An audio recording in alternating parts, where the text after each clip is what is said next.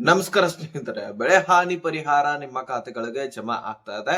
ರಾಜ್ಯದಲ್ಲಿ ಇರ್ತಕ್ಕಂತಹ ಎಲ್ಲ ರೈತರಿಗೆ ಭರ್ಜರಿ ಗುಡ್ ನ್ಯೂಸ್ ಅಂತಾನೆ ಹೇಳ್ಬೋದು. ಈಗಾಗಲೇ 1ನೇ ಹಂತದಲ್ಲಿ ಕೆಲವೊಂದಿಷ್ಟು ಫಲಾನುಭವಿಗಳಿಗೆ ಜಮಾ ಆಗಿರ್ತಕ್ಕಂಥದ್ದು ಸುಮಾರು 1449 ಕೋಟಿಯಲ್ಲಿ ಕೆಲವೊಂದಿಷ್ಟು ಜಿಲ್ಲೆಗಳಲ್ಲಿ ಇರ್ತಕ್ಕಂತಹ ರೈತರಿಗೆ ಜಮಾ ಆಗಿದೆ. ಇನ್ನು 656 ಕೋಟಿ ಫಂಡ್ ಮತ್ತೆ ರಿಲೀಸ್ ಆಗ್ತಾ ಇದ್ದು, ಸೊ ಇದು ಕೂಡ ಕೆಲವೊಂದಿಷ್ಟು ಜಿಲ್ಲೆಗಳಿಗೆ ಜಮಾ ಆಗ್ತಾ ಇದೆ. ಹಾಗಾದ್ರೆ ಯಾವ ಜಿಲ್ಲೆಗಳಲ್ಲಿ ಇರ್ತಕ್ಕಂತಹ ರೈತರಿಗೆ ದುಡ್ಡು ಬರಲಿದೆ, ಯಾವ ಬೆಳೆಗಳನ್ನ ಬೆಳೆದಿರ್ತಕ್ಕಂತಹ ರೈತರಿಗೆ ಬರಲಿದೆ.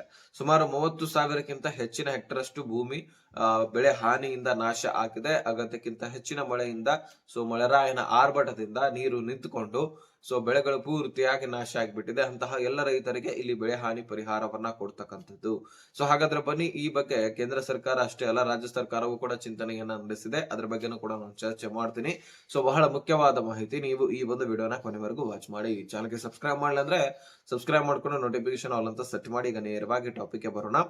ಸ್ನೇಹಿತರೆ, ಈ ಬೆಳೆ ಹಾನಿ ಪರಿಹಾರ 656 ಕೋಟಿ ಅಷ್ಟೇ ಅಲ್ಲ, ಸೊ ಇದಕ್ಕಿಂತ ಹೆಚ್ಚಿನ ಪ್ರಮಾಣದಲ್ಲಿ ರಿಲೀಸ್ ಆಗಿತ್ತು. ಅದರಲ್ಲಿ ಈಗಾಗಲೇ ಕೆಲವೊಂದಿಷ್ಟು ಜಿಲ್ಲೆಗಳಲ್ಲಿ ಇರ್ತಕ್ಕಂತಹ ರೈತರಿಗೆ ಆಲ್ರೆಡಿ ದುಡ್ಡು ಜಮಾ ಆಗಿದೆ. ಸೊ ಇನ್ನು 2024-25ನೇ ಸಾಲಿನಲ್ಲಿ ಯಾರು ಈ ಒಂದು ಬೆಳೆ ಹಾನಿ ಪರಿಹಾರ ಮಾಡಿಸ್ಕೊಂಡಿದ್ರಿ, ಸೊ ಅಂತಹ ಎಲ್ಲ ರೈತರಿಗೆ ಈ ಒಂದು ದುಡ್ಡು ಬರಲಿದೆ. ಇನ್ನು ಆ ಬೆಳೆ ಹಾನಿ ಪರಿಹಾರ ಮಾಡಿಸ್ಕೊಂಡಿಲ್ಲ ಅಂದ್ರೆ ಅದಕ್ಕೊಂದು ಕ್ಲೂ ಅನ್ನ ನಾನು ಕೊಡ್ತೀನಿ. ಸೊ ಮುಂದೆ ಹೋಗ್ತಾ ನೋಡೋಣ, ಅದ್ರ ಬಗ್ಗೆನೂ ಕೂಡ ನಾನು ನಿಮ್ಗೆ ತಿಳಿಸ್ಕೊಡುವಂತಹ ಪ್ರಯತ್ನ ಮಾಡ್ತೀನಿ. ಸೊ ಈಗಾಗಲೇ ಎಕರೆಗೆ 17,000, 18,000, 22,000 ಈ ರೀತಿನೂ ಕೂಡ ಜಮಾ ಆಗ್ತಾ ಇರುವಂತದ್ದು. ಸುಮಾರು 30,000ಕ್ಕಿಂತ ಹೆಚ್ಚಿನ ಹೆಕ್ಟರ್ ಅಷ್ಟು ಭೂಮಿಗಳು ನಾಶ ಆಗಿದೆ. ಬೆಳೆ ಸರಿಯಾಗಿ ಸಿಗದೆ ಬೆಳೆ ಹಾನಿ ಆಗಿಬಿಟ್ಟಿದೆ.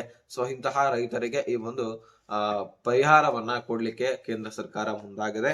ಸೊ ಹಾಗಾದ್ರೆ ಯಾವ ಬೆಳೆಗಳನ್ನ ಬೆಳೆದಿರ್ತಕ್ಕಂತಹ ರೈತರಿಗೆ ಈ ಒಂದು ಬೆಳೆ ಹಾನಿ ಪರಿಹಾರ ಕೊಡ್ತಾ ಇದ್ದಾರೆ ಅಂದ್ರೆ, ತೊಗರಿ ಬೆಳೆದವರಿಗೆ, ಭತ್ತ ಬೆಳೆದವರಿಗೆ, ರಾಗಿ ಬೆಳೆದವರಿಗೆ, ಮೆಕ್ಕೆಜೋಳ ಬೆಳೆದವರಿಗೆ, ಸೋಯಾಬೀನ್ ಬೆಳೆದವರಿಗೆ, ಹತ್ತಿ ಬೆಳೆದವರಿಗೆ, ಹೆಸರು ಕಾಳು ಬೆಳೆದವರಿಗೆ, ನೆಲೆಗಡ್ಡಲೆ ಬೆಳೆದವರಿಗೆ, ಅದೇ ರೀತಿಯಾಗಿ ಸೇರಿದಂತೆ ಸಾಕಷ್ಟು ಬೆಳೆಗಳಿಗೆ ಈ ಒಂದು ಬೆಳೆ ಹಾನಿ ಮಂಜೂರು ಆಗಿದೆ ಅಂತೆ. ಸೊ ಈಗಾಗಲೇ 1ನೇ ಹಂತದಲ್ಲಿ ರಿಲೀಸ್ ಮಾಡಿದೀವಿ ಅಂತ ಹೇಳ್ಬಿಟ್ಟು ಶಿವರಾಜ್ ಸಿಂಗ್ ಚೌಹಾಣ್ ಅವರು, ಕೇಂದ್ರ ಸಚಿವರು, ಈ ಒಂದು ಅಪ್ಡೇಟ್ ಅನ್ನ ಕೊಟ್ಟಿರ್ತಕ್ಕಂಥದ್ದು. ಇನ್ನು 2ನೇ ಹಂತದಲ್ಲಿ ಯಾರು ಬೆಳೆ ಹಾನಿ 2024-25ನೇ ಸಾಲಿನಲ್ಲಿ ಮಾಡಿಸ್ಕೊಂಡಿದ್ರಿ ಅಂತವರಿಗೆ ಇನ್ನೂ ಕೂಡ ದುಡ್ಡು ಬಂದಿಲ್ಲ ನೋಡಿ, ಅಂತವರಿಗೆ ನಾವು ಜಮಾ ಮಾಡ್ತಕ್ಕಂತಹ ಪ್ರೊಸೆಸರು ಸ್ಟಾರ್ಟ್ ಮಾಡಿದೀವಿ ಅಂತ ಸ್ಪಷ್ಟನೆ ಕೊಟ್ಟಿದೆ. ಸೊ ಇದರಲ್ಲಿ ಕಲಬುರಗಿ ಮತ್ತು ಗದಗ ಜಿಲ್ಲೆಗೆ ಹೆಚ್ಚಿನ ಪ್ರಮಾಣದಲ್ಲಿ ದುಡ್ಡು ಹೋಗಲಿದೆ ಅನ್ನುವಂತಹ ಅಧಿಕೃತ ಮಾಹಿತಿ ಇದೆ. ಯಾಕಂದ್ರೆ ಅಲ್ಲಿನೇ ಹೆಚ್ಚಿನ ರೈತರು ಇದಾರಂತೆ. ಸೊ ಅಲ್ಲಿ ಹೆಚ್ಚಿನ ರೈತರು ಬೆಳೆ ಹಾನಿ ಪರಿಹಾರ ಮಾಡಿಸಿದಾರಂತೆ. ಅಂತಹ ರೈತರಿಗೆ ಇಲ್ಲಿ ದುಡ್ಡು ಹೋಗಲಿದೆ. ಸೊ ಇಲ್ಲಿ ಜಿಲ್ಲಾ ವೈಸು ಈ ದುಡ್ಡು ಡಿವೈಡ್ ಆಗಿರುವಂತದ್ದು. ಅಂದ್ರೆ ಗದಗಕ್ಕೆ 242 ಕೋಟಿ, ಹಾವೇರಿಗೆ 95 ಕೋಟಿ, ವಿಜಯಪುರಕ್ಕೆ 97 ಕೋಟಿ, ಧಾರವಾಡಕ್ಕೆ 23 ಕೋಟಿ, ಹೀಗೆ ಬೆಂಗಳೂರು ಗ್ರಾಮಾಂತರಕ್ಕೆ 73 ಲಕ್ಷ, ದಕ್ಷಿಣ ಕನ್ನಡಕ್ಕೆ 2,40,000, ಉತ್ತರ ಕನ್ನಡಕ್ಕೆ 1 ಕೋಟಿ, ಚಿಕ್ಕಬಳ್ಳಾಪುರಕ್ಕೆ 38 ಕೋಟಿ, ಈ ರೀತಿ ಜಿಲ್ಲಾ ವೈಸು ಇಂತಿಷ್ಟು ಅಂತ ಹೇಳ್ಬಿಟ್ಟು ಡಿವೈಡ್ ಆಗಿರತಕ್ಕಂಥದ್ದು. ಈ ಜಿಲ್ಲೆಗೆ ಇಂತಿಷ್ಟು, ಈ ಜಿಲ್ಲೆಗಳಲ್ಲಿ ಇಂತಿಷ್ಟು ರೈತರಿದ್ದಾರೆ, ಅವರೆಲ್ಲರಿಗೂ ಕೂಡ ಇಷ್ಟು ದುಡ್ಡು ಬೇಕು ಅಂತ ಹೇಳ್ಬಿಟ್ಟು ಸಪರೇಟ್ ಆಗಿ ಡಿವೈಡ್ ಮಾಡಿ ಆಯಾ ಜಿಲ್ಲೆಗಳಿಗೆ ಇಂತಿಷ್ಟು ಅಂತ ಹೇಳ್ಬಿಟ್ಟು ಈ ಬೆಳೆಗಳ ಆಧಾರದ ಮೇಲೆ ನಿಮ್ಮ ಖಾತೆಗಳಿಗೆ ದುಡ್ಡು ಜಮಾ ಆಗ್ತಕ್ಕಂಥದ್ದು. ಯಾವ ಬೆಳೆಗಳಿಗೆ ದುಡ್ಡು ಬರ್ತಾ ಇದೆ ಅದನ್ನ ನಾನು ನಿಮಗೆ ತಿಳಿಸಿದ್ದೀನಿ. ಎಷ್ಟು ಫಂಡ್ ರಿಲೀಸ್ ಆಗಿದೆ ತಿಳಿಸಿದ್ದೀನಿ.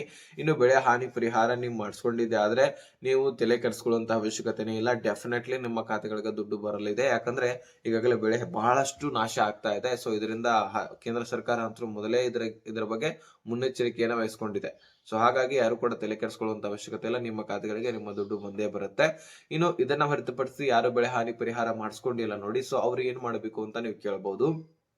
ನೀವು ನಿಮ್ಮ ತಾಲೂಕಿನಲ್ಲಿ ಇರ್ತಕ್ಕಂತಹ ರೈತ ಸಂಪರ್ಕ ಕೇಂದ್ರಕ್ಕೆ ಭೇಟಿ ನೀಡಬೇಕಾಗತ್ತೆ. ಯಾಕಂದ್ರೆ ಇದನ್ನ ಬಿಟ್ಟು ಬೇರೆ ಆಪ್ಷನ್ ಇಲ್ಲ. ಯಾಕಂದ್ರೆ ನೀವು ಬೆಳೆ ಹಾನಿ ಪರಿಹಾರ ಮಾಡಿಸ್ಕೊಂಡಿದ್ದೆ ಆದ್ರೆ ನಿಮಗೆ ದುಡ್ಡು ಜಮಾ ಆಗ್ತಾ ಇತ್ತು. ನೀವು ಒಂದು ಬೆಳೆ ಮಾಡಿಸ್ಕೊಂಡಿಲ್ಲ, ಹಾಗಾಗಿ ನಿಮ್ಮ ಖಾತೆಗಳಿಗೆ ಈ ದುಡ್ಡು ಬರ್ತಾ ಇಲ್ಲ. ನೀವು ಒಂದು ಕೆಲಸವನ್ನ ಮಾಡಬೇಕು, ನಿಮ್ಮ ತಾಲೂಕಿನಲ್ಲಿ ಇರ್ತಕ್ಕಂತಹ ರೈತ ಸಂಪರ್ಕ ಕೇಂದ್ರಕ್ಕೆ ಭೇಟಿ ನೀಡಬೇಕು. ಭೇಟಿ ಅಷ್ಟೇ ಅಲ್ಲ, ಸೊ ನೀವು ಒಂದು ಬೆಳೆ ಹಾನಿಯಾಗಿರ್ತಕ್ಕಂತಹ ಒಂದು ಫೋಟೋ ಕಾಪಿಯನ್ನ ತೆಗೆದುಕೊಳ್ಳಿ, ಮೊಬೈಲ್ ನಲ್ಲಿ GPS ಮುಖಾಂತರ ಒಂದು ಫೋಟೋ ಕಾಪಿಯನ್ನ ತೆಗೆದುಕೊಳ್ಳಿ. ಈ ರೀತಿ ಬೆಳೆ ಹಾನಿ ಆಗಿದೆ, ಇದಕ್ಕೆ ಪರಿಹಾರ ಏನಾದ್ರೂ ಸಿಗತ್ತಾ ಅನ್ನುವಂತಹ ಮಾಹಿತಿಯನ್ನ ಅವ್ರಿಗೆ ನೀವು ಕೇಳಬೇಕಾಗತ್ತೆ. ಯಾಕಂದ್ರೆ ಇಲ್ಲಿಂದ ನಿಮಗೆ ಬೆಳೆ ಹಾನಿ ಪರಿಹಾರ ಸಿಗಲಿಕ್ಕೆ ಸಾಧ್ಯ ಇಲ್ಲ. ಸೊ ಅಲ್ಲೇ ಏನಾದ್ರೂ ನೀವು ಕೇಳಿಕೊಂಡು ಬಹಳಷ್ಟು ನಷ್ಟ ಆಗಿದ್ರೆ ಮತ್ತೆ ಸರ್ಕಾರದಿಂದ ಏನಾದ್ರೂ ಸಿಗುವಂತಹ ಒಂದು ಸಾಧ್ಯತೆ ಇರತ್ತೆ. ಹಾಗಾಗಿ ರೈತ ಸಂಪರ್ಕ ಕೇಂದ್ರಕ್ಕೆ ನೀವು ಕೇಳಬೇಕು, ಅಲ್ಲಿ ಏನಿದೆ ಮಾಹಿತಿ ಅನ್ನುವಂಥದ್ದನ್ನ ತಿಳಿಸ್ತಾರೆ. ಸಾಧ್ಯವಾದ್ರೆ ಅವರು ಕೂಡ ರಿಲೀಸ್ ನಿಮಗೂ ಕೂಡ ಬಿಡುಗಡೆ ಮಾಡಿಕೊಡುವಂತಹ ಕೆಲಸ ಮಾಡಬಹುದು. ಸೊ ಇದು ಮಾಡಬಹುದು ಅಂತ ಹೇಳ್ತೀನಿ. ಮಾಡೇ ಬಿಡ್ತಾರೆ ಅಂತ ನಾನು ಹೇಳ್ತಾ ಇಲ್ಲ. ಯಾಕಂದ್ರೆ ನೀವು ಅಪ್ಲಿಕೇಶನ್ ಒಂದು 2024-25ನೇ ಸಾಲಿನಲ್ಲಿ ಬೆಳೆ ಹಾನಿ ವಿಮೆ ಮಾಡಿಸ್ಕೊಂಡಿದ್ದೆ ಆದ್ರೆ ನಿಮ್ಗೆ ಜಮಾ ಆಗ್ತಾ ಇತ್ತು. ಅದನ್ನ ಮಾಡಿಸ್ಕೊಂಡಿರದ ಕಾರಣಕ್ಕಾಗಿ ನಿಮ್ಗೆ ಜಮಾ ಆಗೋದು ಬಹುತೇಕ ಡೌಟ್. ಹಾಗಾಗಿ ಹೆಚ್ಚಿನ ಮಾಹಿತಿಗಾಗಿ ಅಲ್ಲಿ ನೀವು ಹೋಗಿ ಕೇಳಬಹುದು. ಇಷ್ಟು ನಿಮ್ಗೆ ಲೇಟೆಸ್ಟ್ ಆಗಿ ಅಪ್ಡೇಟ್ ಇತ್ತು, ತಿಳಿಸಿದೀನಿ. ಒಂದ್ಸಾರಿ ಭೇಟಿ ಕೊಡಿ, ನೋಡೋಣ ಏನಾಗತ್ತೆ ಅಂತ. ಈ ಒಂದು ಅಪ್ಡೇಟ್ ನಿಮ್ಗೆ ಸಿಕ್ಕಿದೆ ಆದ್ರೆ ನೆಕ್ಸ್ಟ್ ಮಾಹಿತಿ ಸಿಗೋಣ. ಅಲ್ಲಿ ತನಕ ಬೈ ಬಿಡಿ ಫ್ರೆಂಡ್ಸ್.